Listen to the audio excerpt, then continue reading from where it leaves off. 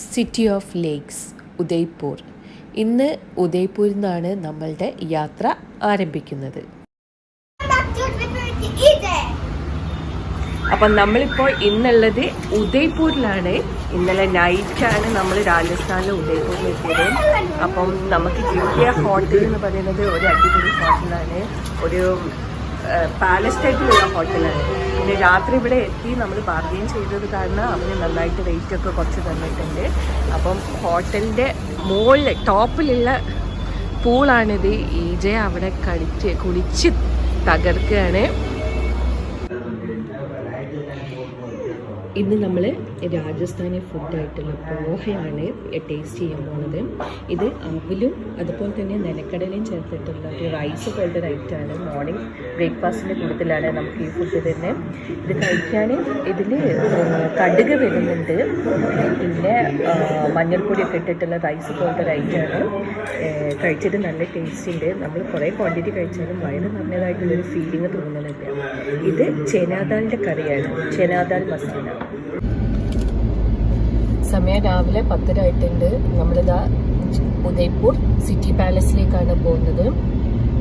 ഇന്നലെ ലേറ്റ് ആയിട്ടാണ് എത്തിയത്. പിന്നെ രാവിലെ ഈജെ പൂള് കണ്ടപ്പോൾ പൂളിലൊന്ന് നീരാടി വരാൻ ലേറ്റ് ആയതാണ്.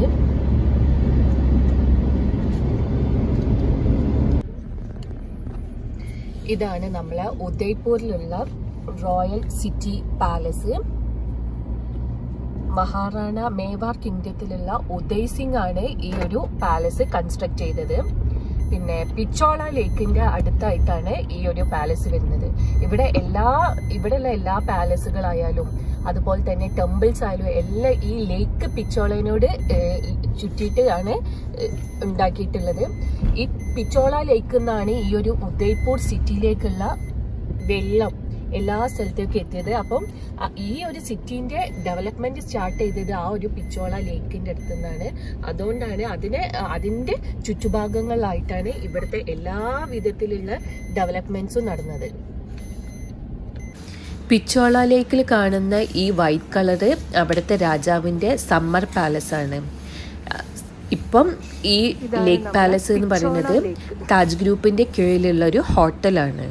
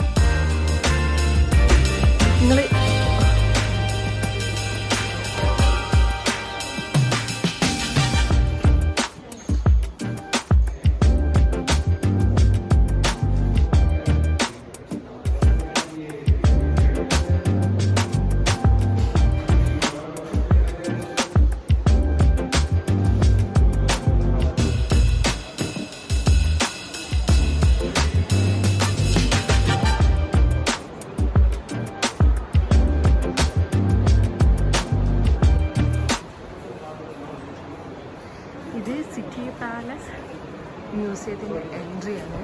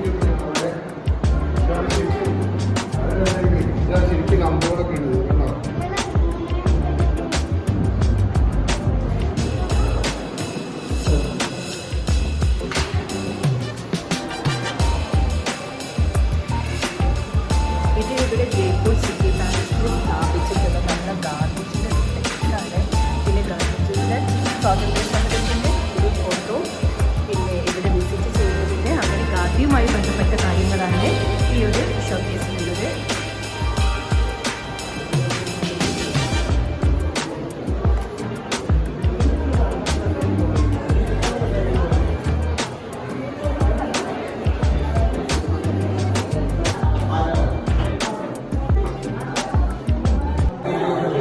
ഈ ഒരു ഭാഗത്ത് പാവപ്പെട്ട ആളുകളുണ്ട്. അപ്പം നമ്മളെ രാജാവ് മട്ടുപ്പാവ എന്നിട്ട് അവർക്ക് ദാനധർമ്മങ്ങളൊക്കെ ചെയ്യുന്നത് ഈ ഒരു ഭാഗത്ത് വെച്ചിട്ടാണ്.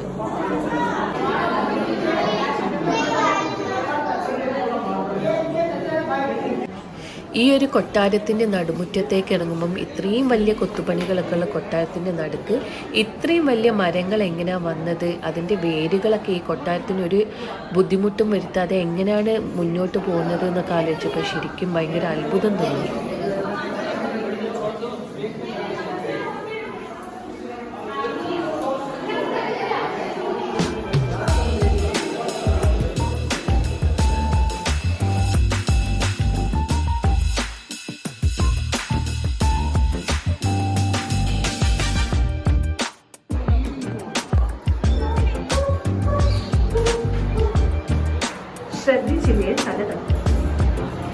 ചെറിയ ചെറിയ ഇടുങ്ങിയ വഴികളായതുകൊണ്ട് നമ്മൾ ശ്രദ്ധിച്ചില്ലെങ്കിൽ എന്തായാലും ഇവിടെ തല തട്ടും എന്നുള്ള കാര്യം ഉറപ്പാണ്.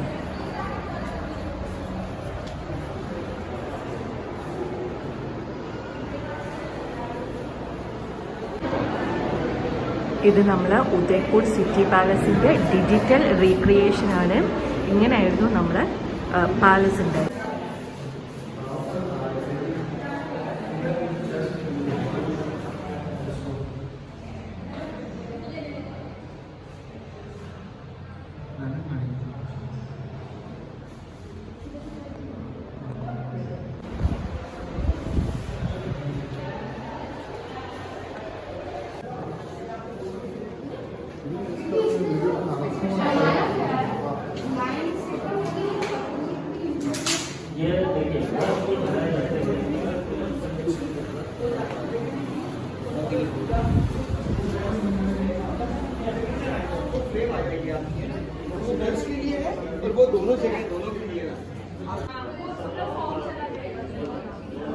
ഒന്ന് മാറും.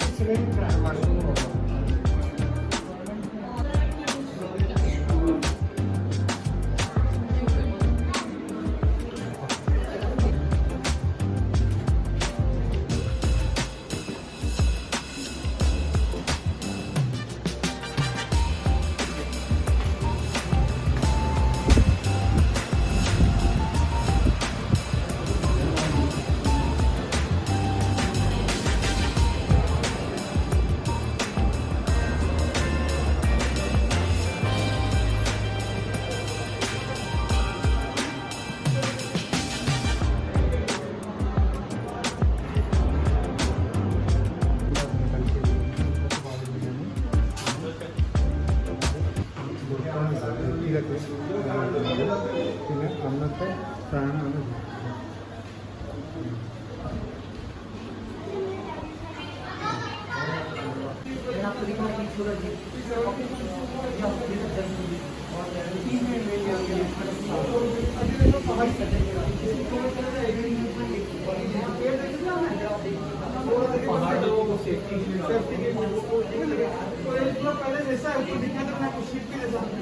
पहले हमने होता था हम लोग वहाँ पर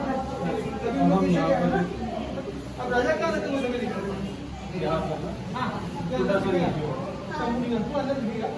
ये सब पंडित को के बारे में बता दो मैं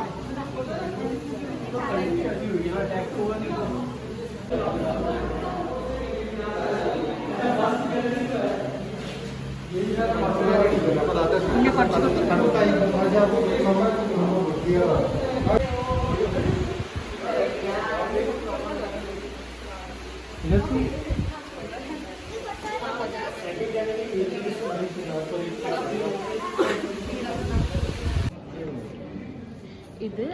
ഉദയ്പൂർ സിറ്റി പാലസിലെ സിൽവർ ഗാലറിയാണ്.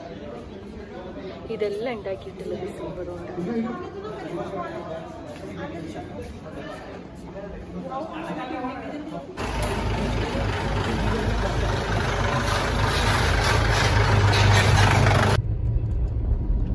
അങ്ങനെ നമ്മൾ പാലസിൽ നിന്ന് ഇറങ്ങി. പാലസിലെ എൻട്രി ഫീ പറയാൻ മറന്നുപോയി. അതായത് വലിയ ആളുകൾക്ക് 300 രൂപയും കുട്ടികൾക്ക് 200 രൂപയാണ് കോസ്റ്റ് വരുന്നത്. പിന്നെ നെക്സ്റ്റ് വരുന്നത് പാർക്കിംഗ് ഫീ ആണ്. പാർക്കിംഗ് ഫീ എന്ന് പറഞ്ഞിട്ട് 350 റുപ്പീസ് വരുന്നുണ്ട് ഉള്ളിൽ കയറാൻ. അപ്പം മനസ്സിലാക്കേണ്ട കാര്യങ്ങൾ 2 കാര്യങ്ങൾ. ഒന്ന്, സ്റ്റാച്യു ഓഫ് യൂണിറ്റിയിൽ പോകുന്ന സമയത്ത് ഗാലറി ടിക്കറ്റ് എടുക്കേണ്ട ആവശ്യമില്ല. കാരണം ഗാലറി വ്യൂ വലിയ ഭംഗിയൊന്നുമില്ല. നമ്മൾ വെറുതെ അതിന് വേണ്ടിയിട്ട് 300 റുപ്പീസ് കൊടുക്കുന്നത് വെറുതെയാണ്. രണ്ടാമത്തെ കാര്യം, ഇവിടെ പാർക്കിംഗ് വണ്ടി പുറത്ത് വെച്ചിട്ട് നമുക്ക് കയറുകയാണെന്നുണ്ടെങ്കിൽ 50 രൂപ കൊടുത്തു കഴിഞ്ഞിട്ടുണ്ടെങ്കിൽ അവരെ വണ്ടിയിൽ തന്നെ അവർ മുകളിൽ കൊണ്ടുപോയി ഡ്രോപ്പ് ചെയ്ത് തരും. നമ്മൾ പാർക്കിംഗ് ഫീ 350 കൊടുത്തിട്ട് വണ്ടി പകുതിയെ നമുക്ക് കൊണ്ടുപോകാൻ പറ്റുള്ളൂ. ബാക്കി നമ്മൾ നടന്ന് കയറണം. അപ്പോൾ ഈ 2 കാര്യങ്ങൾ ശ്രദ്ധിക്കുക.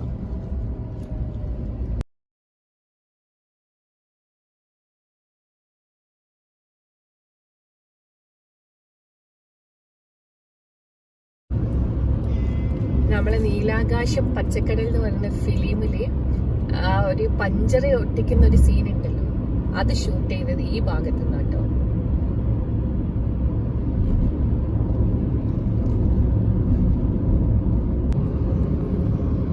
രാജസ്ഥാനില് മെയിനായിട്ട് വരുന്നത് മാർബിളിന്റെ ബിസിനസ് ആണ്.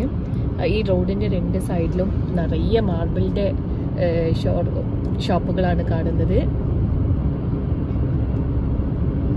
നമ്മുടെ നാട്ടിലേക്കൊക്കെ വരുന്നതിൽ ഒരു ഭൂരിഭാഗം സാധനങ്ങളും കയറി വരുന്നത് ഈ രാജസ്ഥാൻ ഏരിയ എന്നാണ്.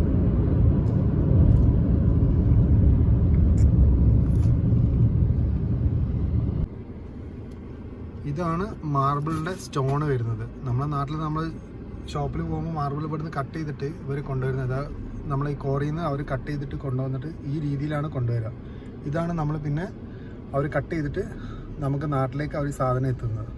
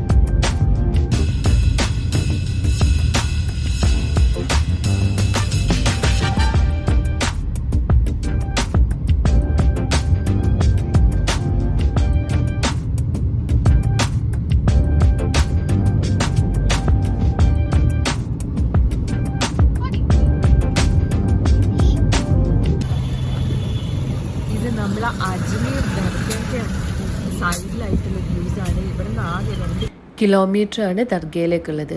ദർഗയിൽ മൊഹീനുദ്ദീൻ ചിസ്തി എന്ന് പറയുന്ന സൂഫി വര്യൻ്റെ ശവകുടീരാണ് ദർഗയിലുള്ളത്. അപ്പം സുന്നി മുസ്ലിംസിൻ്റെ ഒരു പ്രധാന തീർത്ഥാടന കേന്ദ്രമാണ് ഈ ഒരു ദർഗ.